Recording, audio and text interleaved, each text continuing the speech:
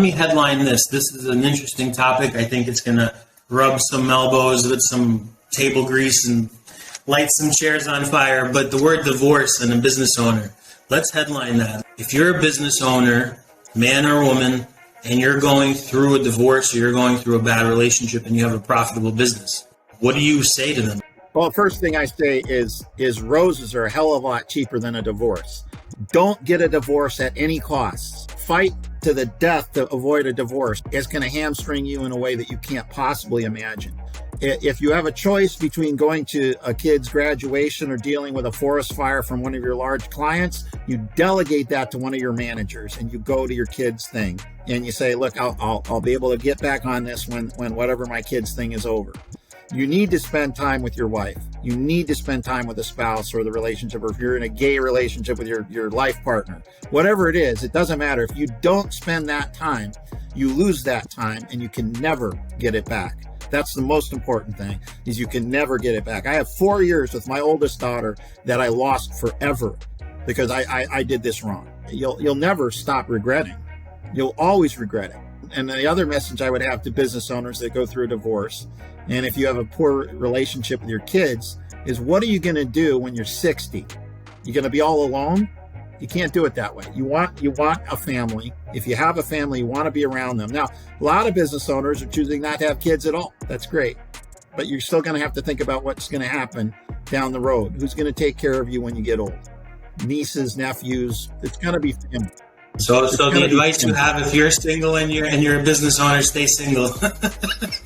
If you get married, just understand you have to be at a state of extracting yourself from the business so it's closer to a job. Only 5.9 million businesses have at least one full-time employee and pay taxes in the United States. And that was before the COVID shutdown. So that's data directly from Jim Clifton of the Gallup Corporation. That's a very small number. That's the entire GDP of the United States too. It's a very small voting bloc. It's a very small fraternity of people that have the greatest amount of responsibility for our country and for their business and for just humanity. All taxes are coming from these people. Everything the government uses to spend, even though if it's deficit spending, that bill is on the shoulders of these people.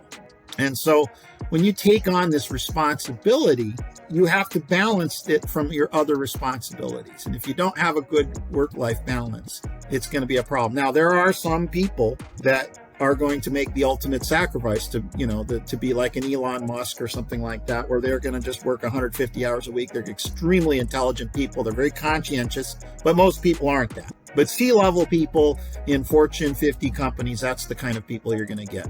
And that's the kind of competition you want to have, man or woman. That's what you got to do. But that's not most businesses. That's not my base. My base of accounts are people that are privately owned, family-owned businesses that bit off more than they can chew and don't know what the hell to do. And they better figure out something quickly, or they're going to have to reveal some terrible secrets that they've been keeping from their family. By going about it in this way, first of all, okay, if you're going to go through the divorce, get the business valuation done and establish a really smart baseline for your compensation.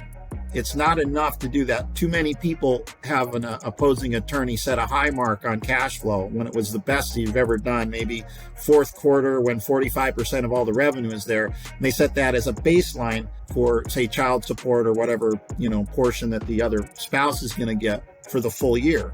And in a case like that, that can be an example of shareholders bleeding the company dry. Very careful planning has to be done in that. And I think the first thing is just prevent it from happening at all costs.